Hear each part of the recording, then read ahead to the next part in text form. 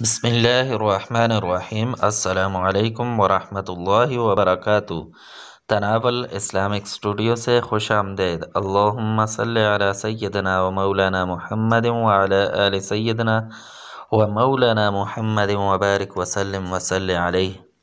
معزز خواتین و حضرات، تناول اسلامک اسٹوڈیو سے آج ہم جو وظیفہ لے کر حاضر ہوئے ہیں وہ اللہ تبارک و تعالیٰ کے ایک ذاتی نام اور ایک صفاتی نام کا ہے، یا اللہ یا رحمان۔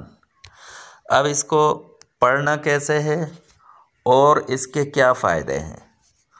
تو اس کے فائدے یہ ہیں کہ اس سے انسان کے دل کی جو شقاوت ہے، جو دل کے اندر سختی ہے، وہ ختم ہو جاتی ہے۔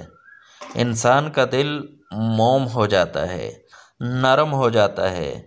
اس کے اندر، انسان کے دل کے اندر دوسروں کے لیے محبت پیدا ہو جاتی ہے، اپنوں کے لیے محبت پیدا ہو جاتی ہے، اور اللہ تبارک و تعالیٰ کی طرف دل مائل ہو جاتا ہے، عبادات کے اندر دل لگ جاتا ہے۔ تو اس لیے بہت ہی زبردست اور مبارک وظیفہ ہے۔ اللہ تبارک و تعالیٰ کے جو کی طرف سے نیک بندوں کے جو واعظ ہیں، وہ قرآنی آیات کے ترجمے وہ انسان کے دل پر اثر کرتے ہیں اور انسان کا دل نیکی کی طرف راغب ہو جاتا ہے۔ تو بہت اہم وظیفہ ہے۔ وظیفہ کچھ اس طرح ہے کہ یہ وظیفہ فجر کی نماز کے بعد یا عشاء کی نماز کے بعد کیا جائے۔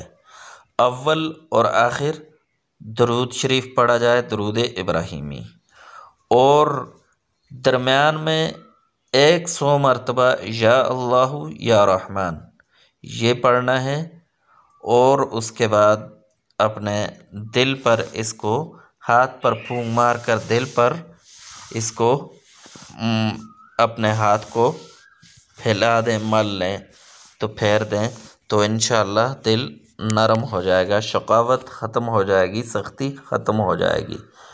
تو تناول اسلامک اسٹوڈیو سے اجازت دیجیے، اللہ حافظ۔ Hey there. Subscribe to my channel. And also press this bell icon.